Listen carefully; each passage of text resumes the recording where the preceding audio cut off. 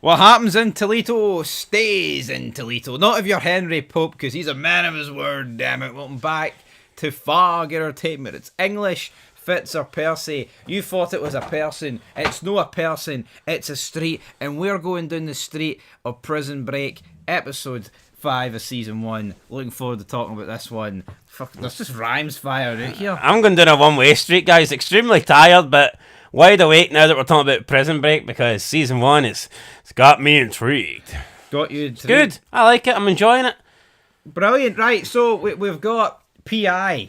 Lincoln, Sucre, John Abruzzi and Michael kind of have like their first meeting here, and essentially what happens... Is this the squad? Is this it? Is this what we're getting? Well, this is the squad in episode 5, so look at the 4 break members. Who's the weakest of the lot? You'd probably have to say Sucre's kind of the odd man out here. Yeah, John Abruzzi's kind of like calling it, like, what the fuck are we doing here? And he's like, oh, have you ever touched my brother again? And he's like, brother? Michael's making threats. Brother. I thought Abruzzi thought, fuck, are they gay? Then he was like, but you aren't black, so why would you use the term brother? Oh, they're brothers. And then it kind of like the penny drops, and then Michael's like, right, gentlemen, let's stop pissing on each other's shoes here. English, Fitz or Percy. And they're like, we don't know what you're on about, Michael. And Michael's like, neither do I. Look at my tattoos, guys. English, Fitz or Percy. Do you know what's going on?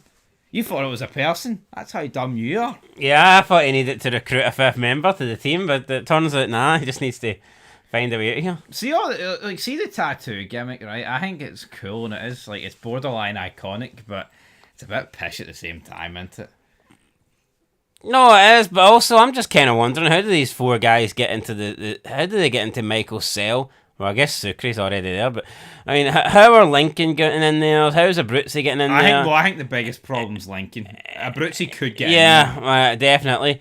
And even when they do escape, I mean, they're just gonna like walk down Fitz Street holding hands, like you know, it's like. Where's the game plan? And surely you need to leave America or get total new ID. And it's like, honestly, seeing this case, as difficult as it is, I think breaking out the prison's the easy part. Yeah, I'd say it's all the shit that follows that would be the hard part. No, I absolutely. Breaking out of prison, I think, would be the easy bit. Not getting recaught would be the difficult part. And even if they do get to the bottom of Fitz Street and they do jump in Abruzzi's chopper that he's getting arranged or whatnot, it's like, where do you go from there? Helicopter, right? Anyway, Michael returns to his cell. Pope tells him you're leaving. He's like, no, I've got to stay 3 weeks, man. Give me just 3 weeks. My brother, he's going to die in 3 weeks. And then Pope's like, sorry, you get bigger people after you than me. But do these 4 guys realise? I mean, Michael probably does because he's the most intelligent. But do they all realise that if this somehow works, they will need to like leave the country, get new identities, leave their family behind? I think John Abruzzi is well aware of that. I think the problem for me at the 4, I mean, Michael... Sucre thinks he's just going to rock up and wed his fiancée. Michael's well aware of what he needs to do. I think Lincoln would just be more than happy to just get out of jail and have the shackles of the death penalty off him. But as for Sucre, you're right. It's like... But even Lincoln, let's say he escapes. Does he ever see his son and family again? We'll have to wait and see, won't we? Have to wait and see in that regard. We'll even get outside the walls. Michael goes to Charles Westmoreland and basically says, "Is there any way to stop a transfer?" He's like, "There's about 50 ways, boy." So he writes a got to load play on the mental health card. Mental health. Even in 2005, like, mental health was fucking running wild here. Not that everyone was exploiting it though, but he talks about you can talk about the environment. You're too close to that river. If you get moved far away from a river, your allergies will flare up. I mean, bullshit. It seems like a load of shite though, doesn't it? You could be like a killer and then just but I like it here because they've got flowers and the flowers make me happy, and then all of a sudden they can't move you. Just seems like a bullshit. I mean, I'm not saying prisoners should have no rights at all, like, but I don't know, being able just to write up any letter and stop a transfer doesn't seem fair to me. Yeah, Pope throughout the episode, he's getting confronted by Hale and Kellum, and they're like, oh, what happened in Toledo? Turns out he had a bastard son, and that son is dead, but his wife doesn't know it. But see, at the end of the day, right, is Pope not the guy that's been dealt I mean, I guess you could say his wife's been dealt a shit hand, because she obviously knew about the affair, but didn't know about the kid, but it's like, this guy's lost a son. and he had to like completely disown the son for his life to protect his wife. It's like, I don't think his actual wife's the true victim here. What about Pope? Yeah, well, you could argue no one forced him to have an affair, like, so I guess. Aye, true, but he's the one with the dead son. True, but he kind of chose that, didn't he? Like, he Hey, chose to have nothing to do with the son. Either way, So. here we can point to who the victim is, but I think Pope's a man of his word. But then he jobs Michael out. But anyway, speaking of Michael, he gets a Brutesy to get him a key. And they don't really get a key. What they get is like a mould of the key. So what they do is they melt the toothbrush, and then they create their own key, the Warden's key. And then Michael, well, that's the whole plan, because Michael's going to be up in the Pope's office with the Taj Mahal. He's like, oh, sir, you've got a meeting, but guess what? I need to hold the structure up here. And Pope's like, oh, that's all right. Don't give me any of that boring pish, but I'm glad you rocked up today, because most people in your situation wouldn't after I've jobbed you at your transfer. Michael's like, but it's all right, Pope. But the whole reason Michael's here is so he can climb through the fence, get to the roof, and scope out which street is cutting the mustard. Yeah, so he's not really doing Pope a favour here. I guess he's just doing himself a favour. He needs to figure out which street is going to have the best possible chances of escaping. But I mean, at this point, like, does it really matter? Because the transfer looks like it's going through. Shouldn't Michael be focusing on how to stop the fucking transfer rather than? Well, he thought at this point he did stop it because he put the whole letter in. Oh, that is true. I guess he didn't know that Pope was going to go behind his back once again. And yep, no. How shite though for Pope. Oh, I appreciate you for actually showing up, even though I threw you under the bus, and then kind of just, I don't appreciate you enough not to rip up your letter, son. Yeah, it's true. Michael is not at his cell, so Bellic's like, we got a runner. Now, why has he came to the conclusion that we got... So, this makes no sense to me. It's like, we got a runner, blows his whistle, but then it's like, you didn't even, like, communicate with Pope or any of the other officers to see why he's not in his cell. Could he not have been, like, at medical or something, or what anything? Was... If Bellic thought, right, that we got a runner, what was stopping Bellic from entering his cell and seeing if he escaped through the cell and finding the toilet off the hinges? How's he going to... Fuck, why would he assume that, though? Because he thought there was a runner. How do you escape prison? Most prisoners, 9 times out of 10, are going to be through their own fucking cell. Come on, play the game here. Look at Shawshank Redemption. Look at every other fucking movie. No, it's not just possible. He thought that he snuck out or something. Oh, so you think? So Michael Schofield's escaped the prison. There's no need to check his cell. No, I think no. That's not the thing. I don't think they would assume the cell's the method he escaped through. That's why you're not a fucking detective then. I mean, come on, you gotta check the cell. No, I think it's fair for him to assume that he never went back to his cell. Well, he asked Sucre about it, and Sucre was looking mighty suspicious, wasn't he? No, of course, he's going to start checking the floors, checking the beds, see if there's any wee holes he could have climbed through. That's what happens. No, I'm going to assume that the logical thought would be that he never returned for his time in the yard, or he snuck out while in a line or something like that. That's a lot more plausible than, he's dug a hole in his fucking cell. Well, he hasn't dug a hole. But he doesn't need to dig a hole. Yeah, but you get my point. It is more plausible that he never returned to his cell. So just leave the cell then? I ain't going to search for him, I'd say so, yes. But the whole gimmick here... What's the point of him searching the cell? He's not going to fucking find him in the cell, is he? The whole gimmick here is that they were doing a count because he thought they were already in their cells. So yeah. Therefore, if he thought he was in his cell, then maybe he's escaped through the cell. No, I think it's more... Right, well, we'll agree to disagree, but I think it's more likely that... So you think under no... No, I'm not saying that. But you're saying that the logical thing was for him to search the cell. Could he escape through the cell? Where I'm saying no. The lot more likely scenario is he was never in his cell to begin with. Fair enough, right. We have both different ways of officiating the Fox River. But the alarm goes off. Michael then is on the roof. He's like, right, which street? So, English and Percy, they're shite. A big police response, and you called out at the time this is too big a police response. Yeah, see if it was just his cell.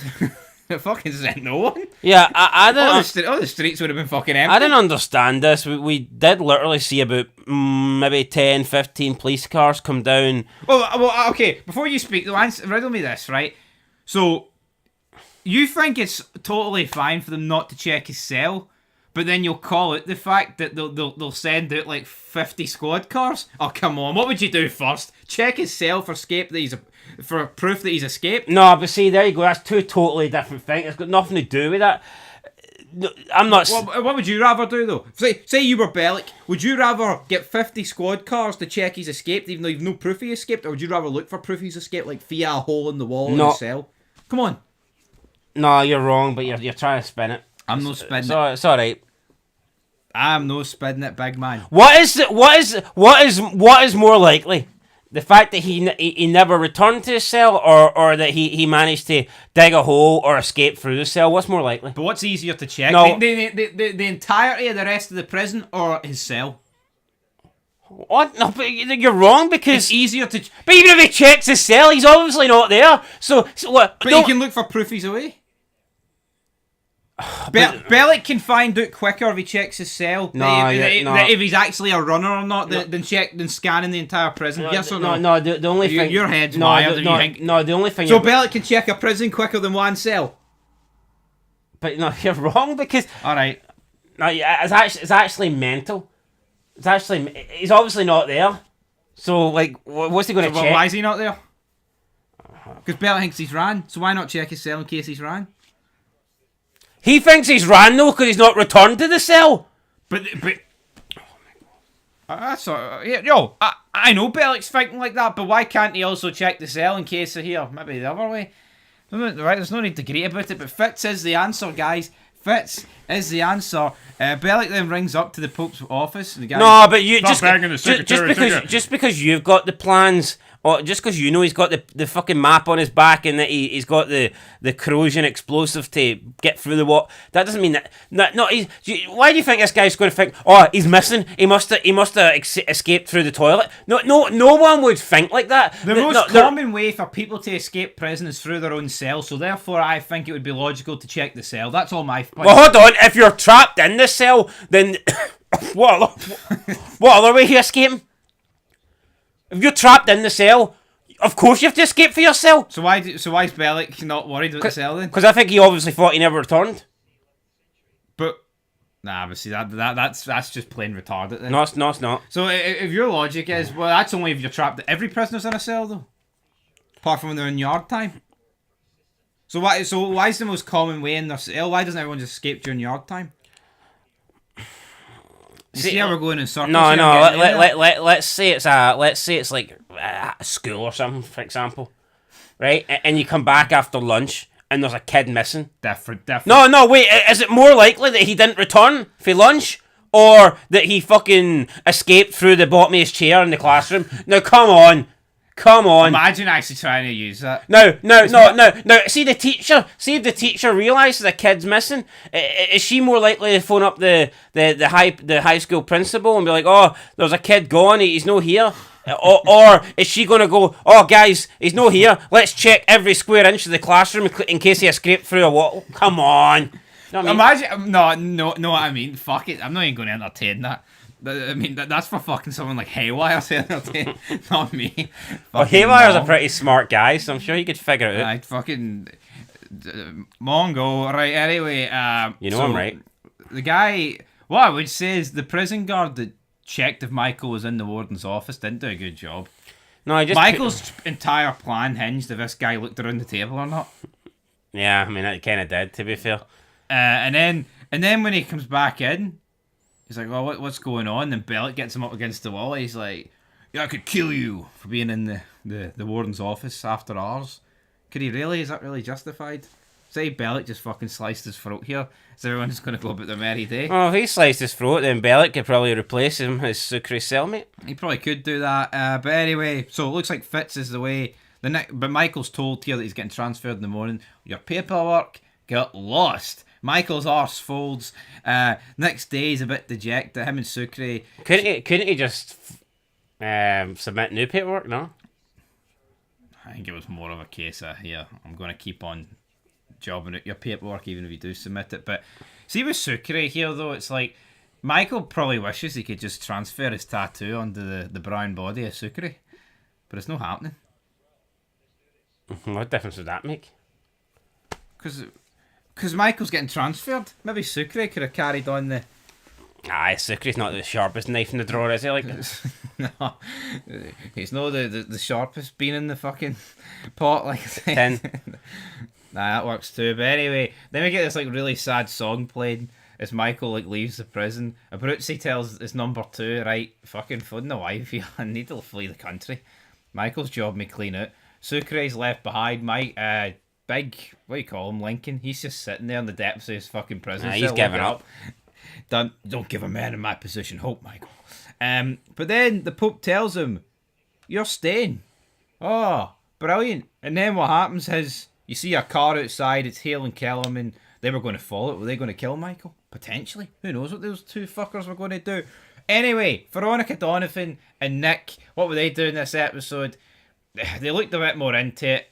A pipe destroyed some evidence, yada yada yada. Then she kind of accuses that Nick guy of moving the tape.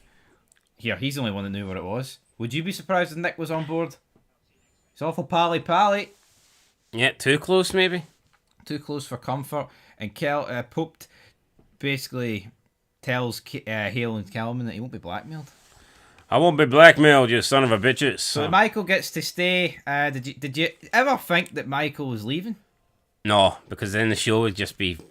Yeah, but theoretically, he could have left for like a week or something and been transferred back, no? Yeah, I could have, like, but I just... Nah, I think the thoughts of that... First appearance of Chaz Fink. I have no idea who that is, but I thought I'd say that. Anyway, that was the end of this episode. Looks like the plans are back in motion. What else is going to stop Michael here?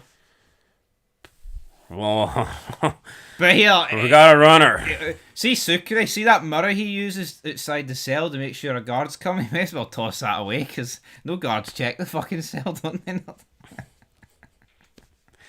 Of course, you're not going to check the cell. You check the cell to see that the guy is not in it. If he's not in it, then what Yeah, why doesn't the entire fucking prison block just rock up to Michael's cell? Nah, but you want crawl through the wall? No, but you can. They're not going to check it. You can clearly see that Michael's not in there. So what the fuck you want? What do you want the security guard to do? Just to double check the cell in case somebody's escaped. Fuck me. I don't think. In case he's obviously escaped. He's not there. You stupid dick. And how's he escaped then? Why couldn't he? So it should never cross Bellick's mind he's escaped through the cell, no? I don't think that should be the main priority. No, I think the main priority should be he's not there. What are we going to do about it? Right, they've got like probably 100 guards in this prison. Do you know think Bellick should be like, right, see while 99 of us go and see if he's escaped out here? I want one of you to double check his cell. No, am I asking too much there? I don't think that's the pressing matter, to be fair. See, after 5 hours, if they don't know where Michael's went, do you know think then they should check his cell? For what? For clues? Fuck If he's not there, he's not there. Anyway, what are you rating it? I'm giving it a 7. I'll give it a 7 as well. Right, guys. See if this guy's ever in charge of a prison. Make fucking escape through your cell, because you'll be alright.